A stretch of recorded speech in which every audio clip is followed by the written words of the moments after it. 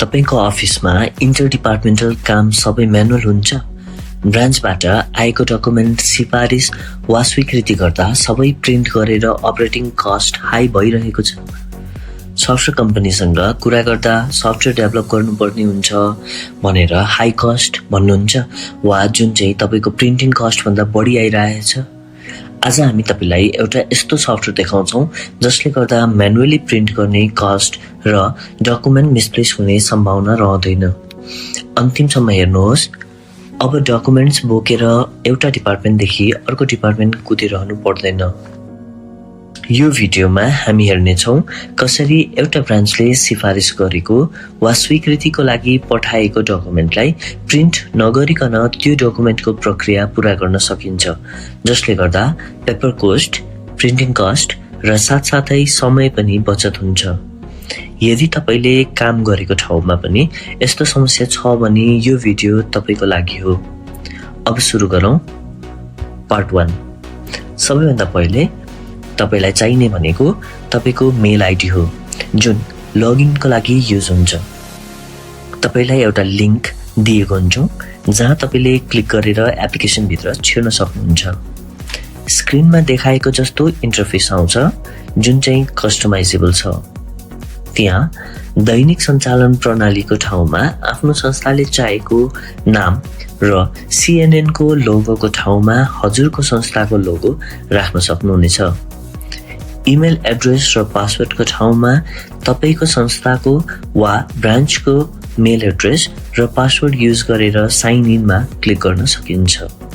Sign इनमा click गरेपछि त्यो युजरको password valid छ कि छैन भनेर चेक हुन्छ र भ्यालिड भएन भने इनभ्यालिड इमेल अर पासवर्ड भनेर मेसेज आउँछ। भ्यालिड भएमा चेकिङ पछि वेलकम टु ड्याशबोर्ड भनेर ड्याशबोर्ड खुल्छ जुन तपाईले स्क्रिनमा देखिरहनु भएको छ। त्यहाँ तपाईले कुन युजरबाट लगइन हुनु भएको छ र तपाईको रोल के हो भन्ने कुरा पनि देख्न पाउनुहुनेछ। अब लेफ्ट साइडमा हेर्नुभयो भने ड्याशबोर्डको ठिक मुनि न्यू रिक्वेस्ट भन्ने देख्न सक्नुहुन्छ। त्यो ट्याबमा क्लिक गर्नुभयो भने यो दैनिक सञ्चालन प्रणालीमा भएको विभिन्न फर्म्स वा मोड्युलहरू देख्न पाउनुहुन्छ।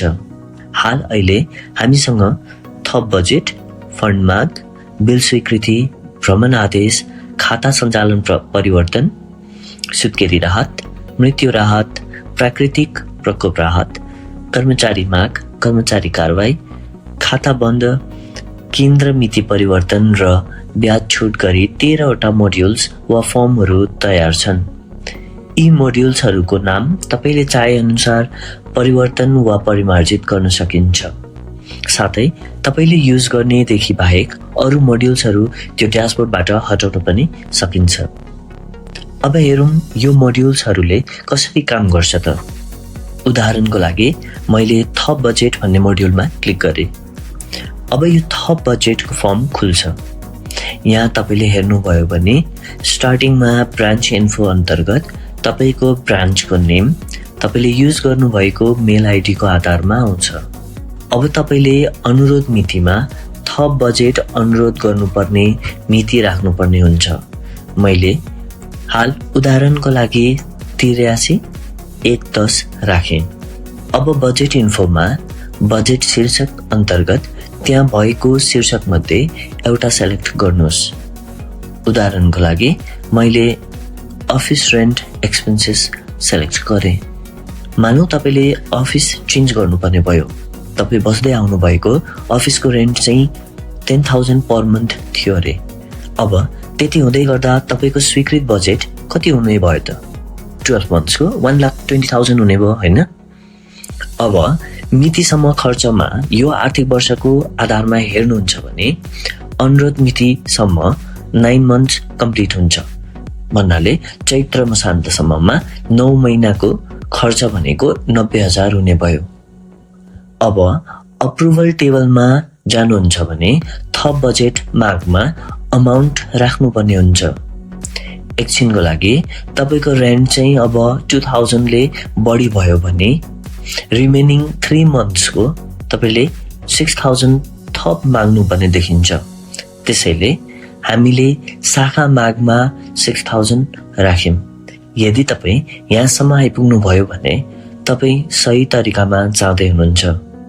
अब लास्टमा हामी रिक्वेस्ट इन्फोमा कुन विभागलाई सिफारिस वा स्वीकृतिका लागि पठाउनु पर्ने हो त्यो सेलेक्ट गर्छौं। जस्तै अहिलेको लागि मैले अकाउन्ट सेलेक्ट गरेँ अनि हामी सबमिट रिक्वेस्टमा क्लिक गर्छौं। त्यति भएपछि अपलोडिङ एन्ड सबमिटिङ भनेर आउँछ। त्यो सँगसँगै पपअप आउँछ सक्सेस आइडी रिपोर्टिङ थप बजेट भनेर। ओकेमा क्लिक गर्नुस्।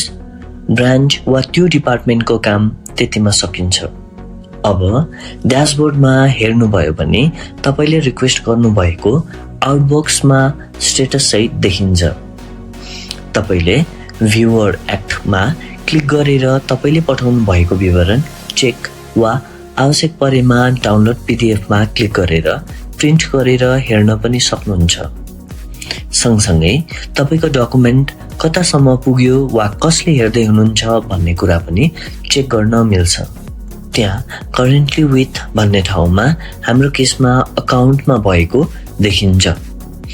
तपाईलाई धेरै अर्जेन्ट भएमा अकाउन्ट डिपार्टमा फलोअप पनि गर्न सक्नुहुनेछ।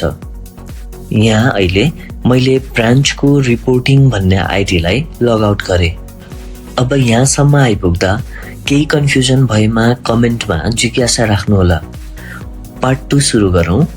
अब पार्ट 2 मा सबैभन्दा पहिले अकाउन्ट डिपार्टले आफ्नो आइडी पासवर्ड राखेर लगइन गर्नुपर्ने हुन्छ। अब साइन इनमा क्लिक गरेपछि युजर आइडी र पासवर्ड चेक हुन्छ र सही भयो भने लगइन हुन्छ। अगाडिको जसरी नै यहाँ पनि वेलकम टु ड्यासबोर्ड भनेर देख्न सकिन्छ। अब अकाउन्ट डिपार्टले रिपोर्ट्स एन्ड ट्र्याकमा क्लिक गर्नुपर्ने हुन्छ। त्यहाँ क्लिक गर्दा अकाउन्ट डिपार्टले काम गर्नुपर्ने पेन्डिङ कामहरू आफ्नो इनबक्समा देख्नुहुन्छ। अब अकाउन्टले एक्सन अन्तर्गत भ्युअर एक्टमा क्लिक गर्नुहुन्छ। त्यहाँ क्लिक गरेपछि डाटा लोड हुन्छ अनि एडिट मोड ओपन हुन्छ। यहाँ स्क्रिनमा मेसेज डिस्प्ले भएको देख्न सक्नुहुन्छ। Edit mode you can update the fields below. अब अकाउन्टको काम भनेको सिफारिस गर्नुपर्ने हुन्छ। सो सिधै अप्रुभल टेबलमा जम्प गर्ने अनि डिपार्टमा कति रकम सिफारिस गर्नुपर्ने हो त्यो लेख्ने। रेन्टमा कम वा बढी सिफारिस गर्न आवश्यक नहुने भएकोले हामीले सेम अमाउन्ट राख्यौं। यहाँ घटाएर वा बढी आवश्यक पर्ने भयो भने बढाएर पनि राख्न मिल्छ। अब हामी लास्ट सेक्सनमा जान्छौं जहाँ टेक एक्सन भनेर लेखेको छ। त्यहाँ हामीले 4 वटा अप्सन देख्न सक्छौं। अप्रुभ, फरवर्ड टु डिपार्ट/सीईओ, त्यसैगरी रिजेक्ट र रिटर्न। त्यो मागमा केही सच्याउनु पर्ने भयो भने रिटर्न गरिदिन पनि सक्नुभयो। माग गरेको स्वीकृत नगर्नुपर्ने कुनै कारण रहेमा रिजेक्ट गरिदिन सक्यो। त्यसैगरी तपाईसँग अख्तियारी छ भने सिधै अप्रुभ गरेर अप्रुभल प्रोसेसलाई यही सकाउँदा पनि भयो।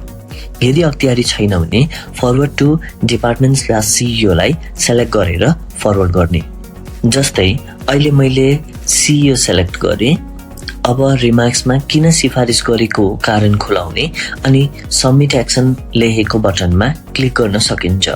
रिमार्क्स कम्पलसरी फिल नभएकोले ब्ल्याङ्क राखेर पनि सबमिटमा क्लिक गर्न सक्नुहुन्छ। पार्ट 3। अब हामीले फेरि ब्रान्चवाला आइडी यानि कि रिपोर्टिङ वाला आइडी लगइन गरेर रिपोर्ट्स एन्ड ट्र्याकमा क्लिक गरेर हेर्यौं भने हामीले माग गरेको फारमको स्टेटस र साथसाथै कोसँग छ अहिले भन्ने हेर्न मिल्छ। हाम्रो केसमा अहिले हाम्रो फारम सीईओ सँग छ र त्यसको स्टेटस पेन्डिङ देख्न सकिन्छ। यदि यहाँसम्म बुझ्दै हुनुहुन्छ भने हामी लास्ट स्टेपमा छौं, चिन्ता नगर्नुहोस्। अब हामी सीईओ को युजर लगइन गर्छौं अनि लगइन गरेपछि रिपोर्ट्स एन्ड ट्र्याकमा जान्छौं। त्यहाँ 2टा भाग देख्न सक्छौं, एउटा पेन्डिङ अप्रुभल्स र अर्को चाहिँ मास्टर ट्र्याकर। मास्टर ट्र्याकरमा सीईओ को रोल भएको आइडीले सबै फर्म्सको रियल टाइम ट्र्याकिङ गर्न सक्नुहुनेछ। मास्टर ट्र्याकरमा कुन फारम कोसँग छ र त्यसको स्टेटस के छ भनेर सजिलै हेर्न मिल्छ। साथै अमाउन्ट र अन्य डिटेल्स पनि हेर्नु परेमा भ्यू/एक्टमा क्लिक गरी हेर्न सकिन्छ। यहाँलाई स्मरण रहोस् हामीले CEO को युजर लगइन गरेको छौं, सो अप्रुभल टेबलमा CEO को ठाउँमा मात्र अमाउन्ट राख्न पाउँछौं। हामीले अहिले यहाँ त्यही सेम अमाउन्ट 6000 नै राख्यौं। त्यहाँ हामीले रिक्वेस्ट इन्फो अन्तर्गत पठाउने विभाग पनि हेर्न सक्छौं। साथसाथै हिस्ट्री/एक्सन ट्र्याकिङ अन्तर्गत कुन डिपार्टले कहिले फरवर्ड गर्नु भएको हो भन्ने पनि देख्न सक्छौं। अब हामी लास्ट सेक्सनको टेक एक्सन अन्तर्गत डिसिजनमा अप्रुभ सेलेक्ट गर्छौं। हाम्रो बुझाइ उहाँले नै अप्रुभ गर्नुहुन्छ भन्ने हो, अनि अप्रुभ गरेर कसलाई जानकारी गराउनु पर्ने हो त उहाँहरूलाई हामीले सेन्ड सीसी कपी टु मा उहाँहरूको मेल आइडी राख्छौं। अहिलेको लागि हामी अकाउन्ट डिपार्टमेन्टलाई मात्र जानकारी गराउँछौं अनि रिमार्क्समा अप्रुभड एज पर रिक्वेस्टेड लेखेर सबमिट एक्सनमा क्लिक गर्छौं। त्यति भएपछि सक्सेस भनेर पपअप आउँछ अनि त्यो फारमको काम सकिन्छ त्यतिमा। अब जसले माग गर्नु भएको हाम्रो केसमा रिपोर्टिङको युजर लगइन गर्छौं। लगइन गरेर ड्याशबोर्डमा रहेको रिपोर्ट्स एन्ड ट्र्याकमा क्लिक गर्यौं भने त्यहाँ देख्न सकिन्छ हाम्रो फारमको स्टेटस क्लोज भइसकेको छ अनि साथै स्टेटस पनि अप्रुभ भएको छ। अब हामी भ्यू/एक्टमा क्लिक गरेर ओपन गर्छौं अनि डिटेल्स वा हिस्ट्री हेर्छौं अनि आवश्यकता अनुसार त्यसलाई डाउनलोड PDF मा क्लिक गरेर प्रिन्ट गरेर राख्छौं। अब तपाईले यो मोड्युल वा एप्लिकेसन सफलतापूर्वक चलाउन सिक्नुभयो। अन्य फारममा पनि सेम तरिका लागू हुन्छ। अब तपाई यो एप्लिकेसन सजिलै प्रयोग गर्न सक्नुहुन्छ। तपाईलाई केही कन्फ्युजन भएमा कमेन्ट मार्फत जानकारी गराउनुहोला वा सिधै स्क्रिनमा देखाएको हाम्रो सम्पर्क नम्बरमा सम्पर्क गर्न सक्नुहुनेछ। यदि तपाई एक्सेल स्टेप बाइ स्टेप सिक्न चाहनुहुन्छ भने माथि देखाइएको एक्सेल बिगिनर सिरिजमा क्लिक गर्नुहोस्, लाइक गर्नुहोस्, एप्लिकेसन कस्तो लाग्यो कमेन्ट गर्नुहोस् र सब्स्क्राइब गर्न नबिर्सिनुहोस्। फेरि भेटौँला अर्को रमाइलो एप्लिकेसनको साथमा। धन्यवाद।